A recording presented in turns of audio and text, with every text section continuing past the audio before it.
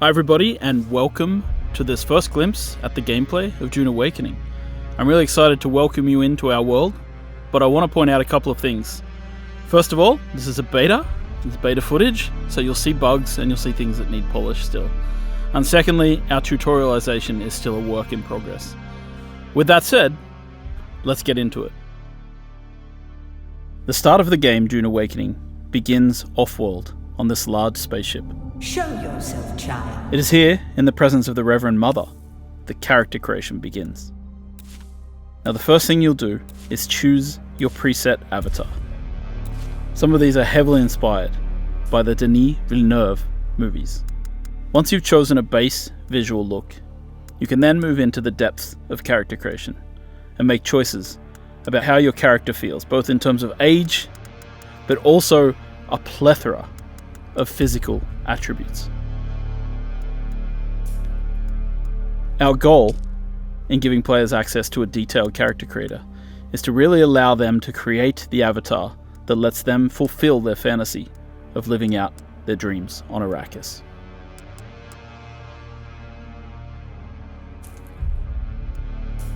There are a multitude of hairstyles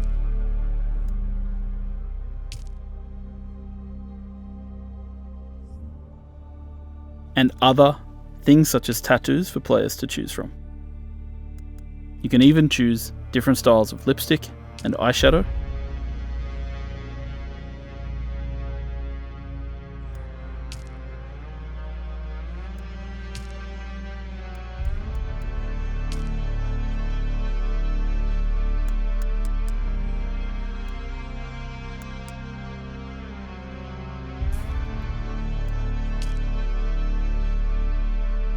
You can choose the muscle tone of your character, from height, arm thickness, leg thickness, neck length.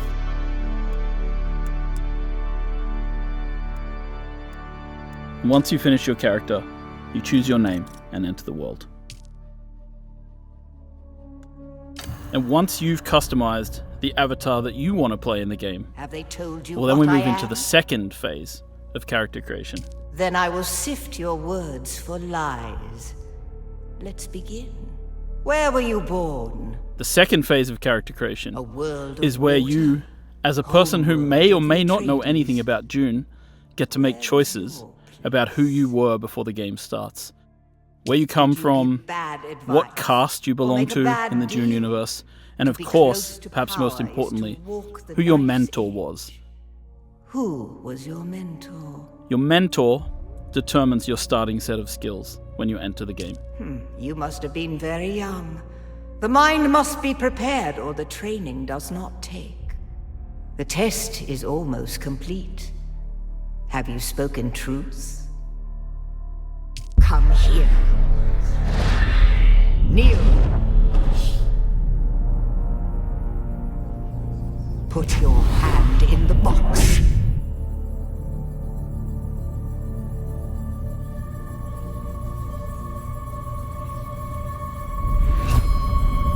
I hold at your neck the Gonjabar, the high-handed enemy.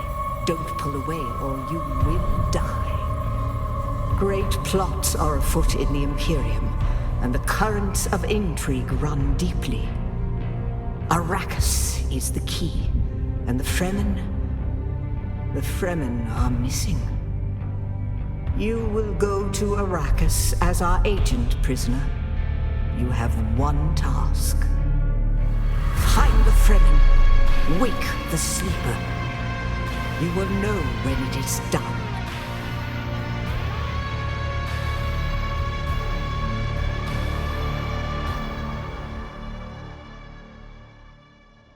Now we're going to jump ahead a little bit in the story here, skipping past several events just to sort of get into the early new player experience of the game. And you'll see that the player, after various shenanigans, wakes up here in a cave. And as we sort of look around the cave, we'll notice that it's filled with Fremen and the remnants of, this ancient culture.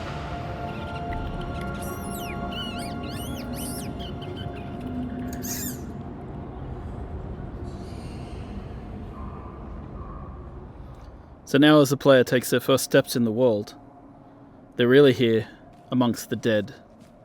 And so the first question they should be asking is, what happened here? Who are these people?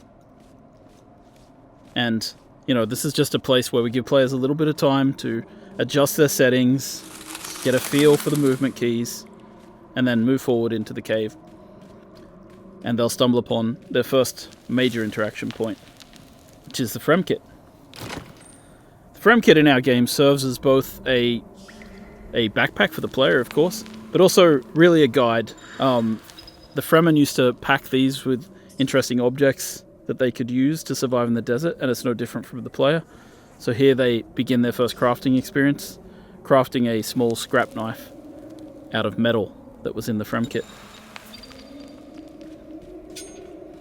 These caves have been moisture sealed in order to preserve the moisture of those within the cave, and so the player, as they explore, will be able to use their scrap metal knife to pierce the seals and escape. So really this entire area, built using Unreal Engine 5, is just to sort of get the player and ease them into the path. A lot of survival games have very abrupt, very harsh beginnings, and we tried to, you know, make the experience of joining Dune Awakening just a little easier, just give people a little bit of a feel for the world before we really toss them out into the harshness that is the desert of Arrakis. So here we've crafted a heal kit, and we're going to use that to heal our character. And once we're healed, you'll see that our stamina bar in the bottom left appears. And now that we have stamina, we can climb. The climbing system in Dune Awakening is based in part on the one that we built for Conan Exiles. It's a free-form climbing system. It can be used to climb almost anywhere.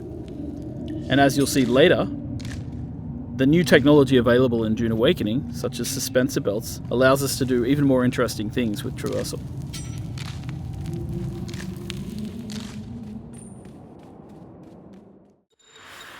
So once we've finished that first little section, we're jumping ahead, we're going straight into the harsh real world of Arrakis. And here are your first steps on Arrakis. Your ornithopter has crashed, and you've got to escape from the crash site immediately, because the sandworm always comes. And what you have to keep in mind is, these are the little ones. So these are the first sandworms you encounter in the game. There's bigger ones later on. The other thing that you have to pay attention to as a player is sunstroke and heat. So if you see in the top middle of the UI here, we've got this sunstroke bar building up. The longer you stay in the sunlight, the more chance you have of getting into the sunstroke state. And of course, our player here, not the sharpest knife in the drawer, has decided to stay in the sun and try harvesting water from plants. So he has become sunstroked. Sunstroke gives you a debuff. It means that your water goes down much faster than it normally would. That means you'll need to drink more often. So stick to the shadows, avoid the sun. It will eventually wear off if you stay in shade long enough. So now that we've made our way out of the first part of the desert and we're heading deeper in, we're going to start to harvest in the game world. So harvesting in a lot of these survival games is quite similar. In this case, we're picking up items, but we're about to pull out what's known as the cut array. And what we do with the cut array is we analyze structures to find their weak points, and then we cut along those lines to break open the structures and gain the resources inside. This is like mining. We apply it both to rocks, we apply it to metals in the game world, and at the start of the game as a player, you'll just be scrounging around, picking up, finding structural weak points in rocks that you can harvest, breaking them apart, and taking those pieces with you. Now we've jumped ahead a little bit, and we see that the player is starting to be affected by the spice in the air. And this means that players need to get somewhere safe, in shelter, before the spice overwhelms them and overwhelms their senses. And this is another large part of the game. We're not going to show too much of it today, but spice is a very important part. With the world broken apart by the War of Assassins, there are NPC bases scattered all over Arrakis. We're switching to a different character now, one who's slightly more advanced, and he's using his binoculars to mark an NPC outpost. We're going to mark that. That marker will then appear on our compass, and you're able to approach them in any way you like. In this case, our character uses a Shigawire claw combined with a suspensor belt to get up to high ground and approach the enemy base from above. Kind of one of the interesting things about Dune Awakening is just how you can combine the different abilities. And this is how traversal really plays into the game. Like, you end up being able to attack these bases from any angle that you'd like. Now, our player is going to craft the first gun in the game, known as a Mauler pistol, which translates to, the basic kind of weapon in the game. As you may know, in Dune, bullets are not the preferred type of ammunition. Instead, it's darts, which are fired at a slower rate in order to try and attempt to pierce shields. Now, this early in the game, enemies don't really have shields, so the player is going to sneak into the base from above and use a combination of their early abilities. In this case, dropping out a grenade, then sneaking around the corner, and beginning to get into NPCs head-on. Now, troopers are the basic shock troops of the universe, and their ability trees reflect that. Grenades, Shiga claws for moving around, and of course, they're able to take down people with headshots. You can see how suspensor belts really allow you to change your approach to combat.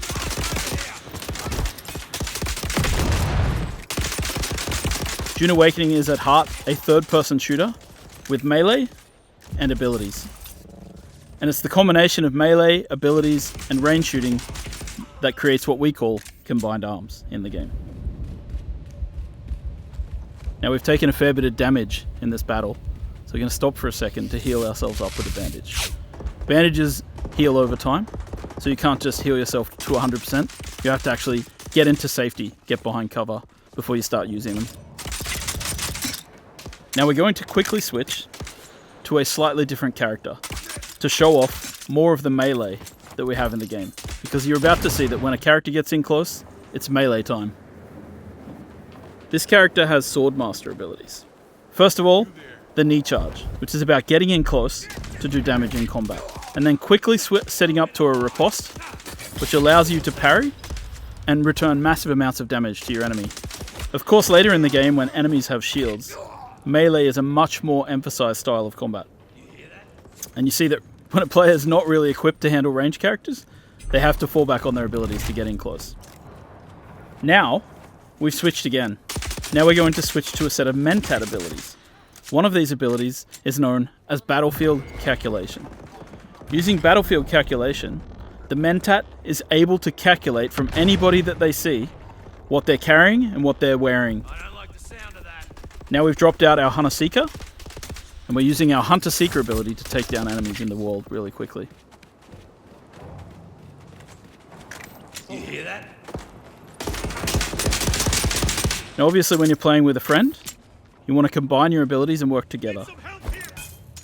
In this case, the Mentat's able to point out to their friend where people are in the world and how much ammo and stuff they have.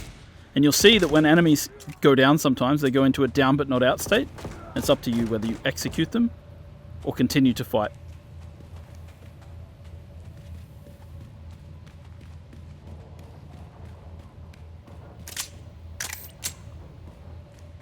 After a quick reload, it's back into the battle, with our friend coming from above and throwing out one more grenade.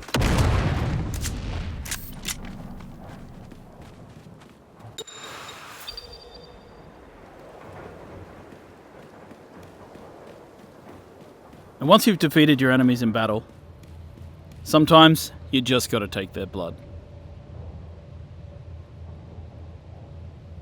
In order to get water, the player's going to have to craft themselves this blood sack and this blood extractor and use it to harvest blood from their fallen enemies.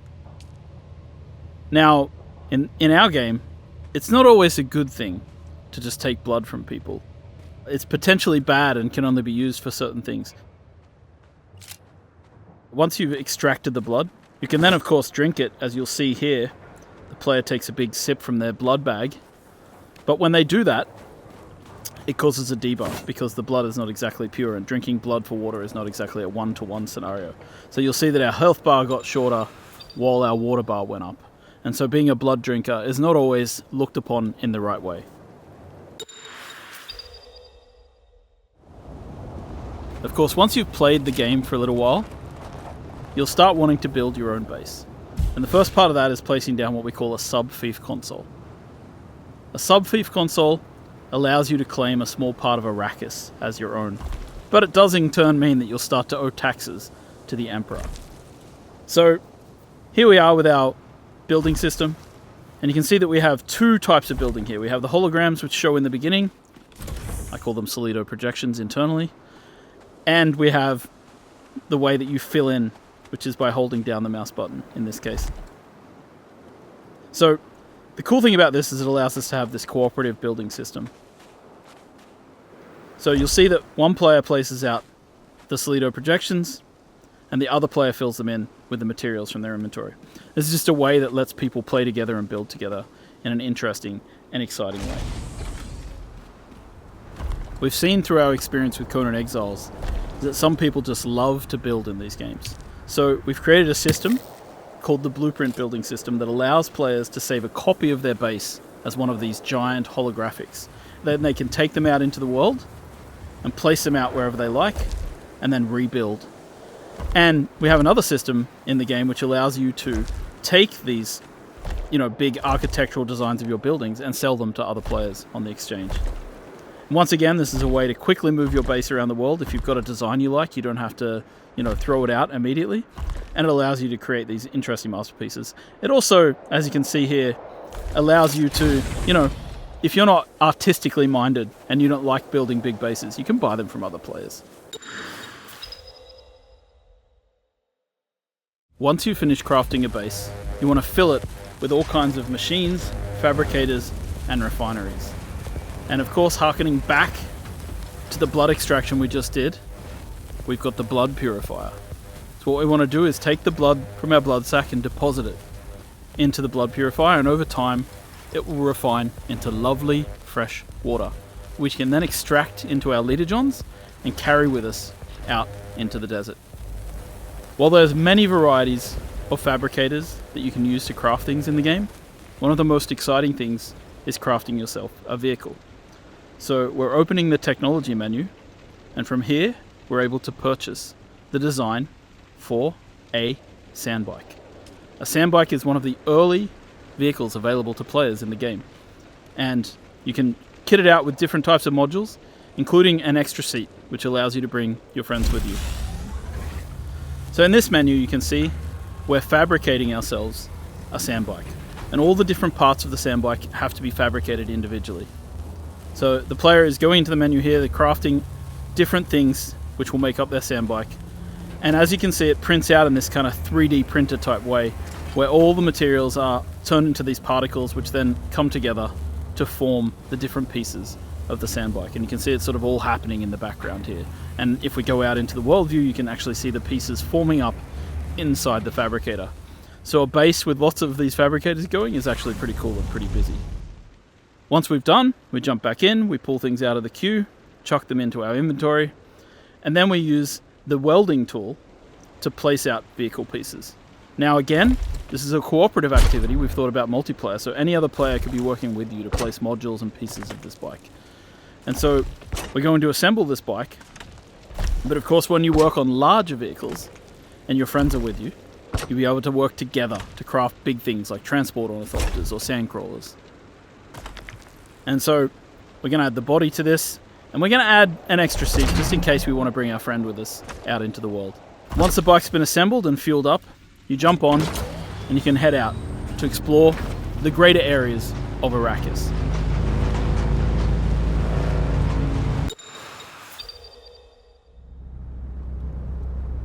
Heading out into the world to explore can be a dangerous experience. And as you explore the universe, you'll find certain dynamic events will occur. In this case, the War of Assassins has claimed a new victim, a ship which falls from the sky, spilling its loot all over the sand. So we head out there to see what we can get, to harvest and gather as much as we can. Of course, the problem is this is extremely visible to everybody in the nearby area. So people will be able to see this, and so in a PvP area you might suddenly find yourself coming into competition with other players. In a PvE area you might just find other people competing with you to get to the loot first.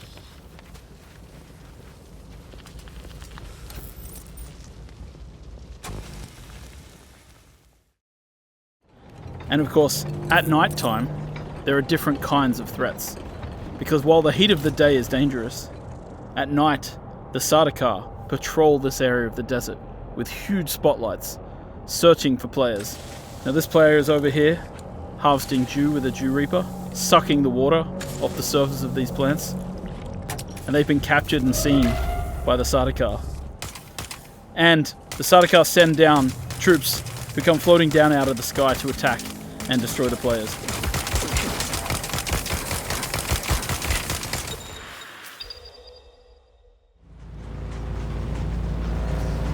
Now, of course, as mentioned, traveling on the surface at any time risks drawing a sandworm. But there are certain things which we've created to draw players out of their comfort zones. So in this case, there's a special type of sand here on the surface, known as flower sand. Flower sand, according to the books, is the softest kind of sand, and players can use it to refine it into a variety of different materials that they need for crafting. So you want to come out into the desert and you want to try and find flower sand, but you have to be wary and pay attention, because as you harvest, you risk drawing the attention of the sandworm.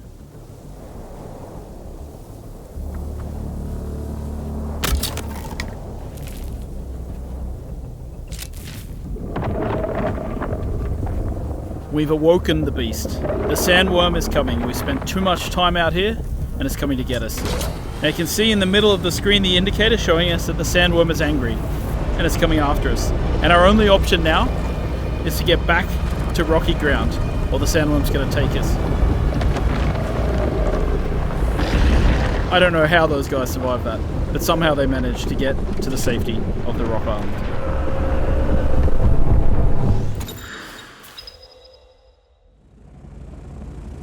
Once you've crafted your first ornithopter, you'll be able to take to the air and your entire perspective of the world shifts. From here, it'll make traversing the world a lot safer because you can avoid the sandworms. It'll also help you to go out into the larger world of Arrakis. Here we are in the overland map, and we're going to make our way south until we find the place known as Harko Village. Harko Village is the current seat of the Harkonnen, after their city, Carthag, was destroyed in a nuclear explosion during the War of Assassins. There's more details like that in the lore of the game for players to discover and explore. So we're going to land at Harko, and we're going to explore the social space. Once you arrive in Harko Village, you'll be able to meet up with other players, interact with them, trade, and create guilds. The game has a variety of social interaction mechanics, from emotes to grouping to a chat. Throughout Harko Village, you'll also interact with story characters, follow the main story.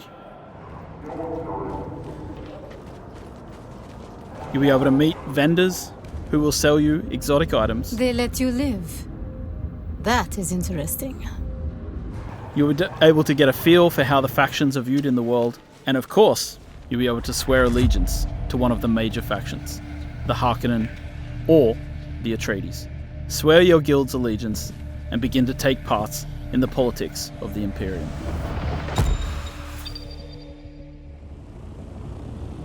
Once you've grouped up with friends, you should go out into the world and find desert Imperial testing stations. These are dungeon-like experiences, which you and your friends can work through together. So here we are landing our various ornithopters outside of one of the desert testing stations, and we're going to head in as a group. Now it's really important to prepare different skills and abilities. These areas tend to be more of a challenge, and it's great to work together to complement each other. So this is the skill tree. Here you can equip different types of abilities and techniques. We have 3 slots for abilities and 3 slots for techniques. And there are multiple different trees depending on the type of trainers that you've interacted with in the world. So our character here is going to equip a series of abilities that complements the rest of their group. In this case, Swordmaster techniques. Alright, so we're heading in, and of course you can use dispenser belts to traverse as you'd expect. And we're going to explore this Imperial testing lab. You've entered Desert Botanical Testing Station number 163. I'm Dr. Wen Olmeca, Senior Plant Geneticist here at the station. Testing stations have storylines, as well as enemies to fight and loot to be found. So you really want to go in here and enjoy the experience. Playing through with friends, working together, using different weapons and trying out different techniques. Now this player has placed out a portable cover. This is a different ability to what we've seen before. And you see that the enemies here have shields. Using the flamethrower, it's easy to get through a shield because you can burn the air around them.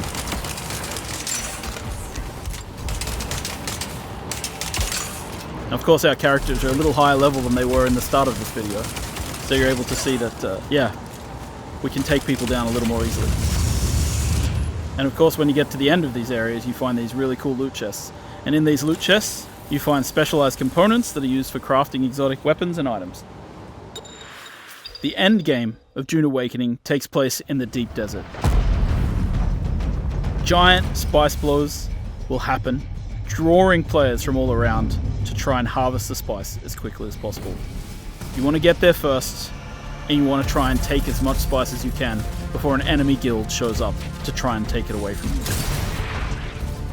Now of course, if you're clever and you start to lose the battle, you might place out a thumper, and that limits the time in which people are able to take spice, because then the big worm is going to show up.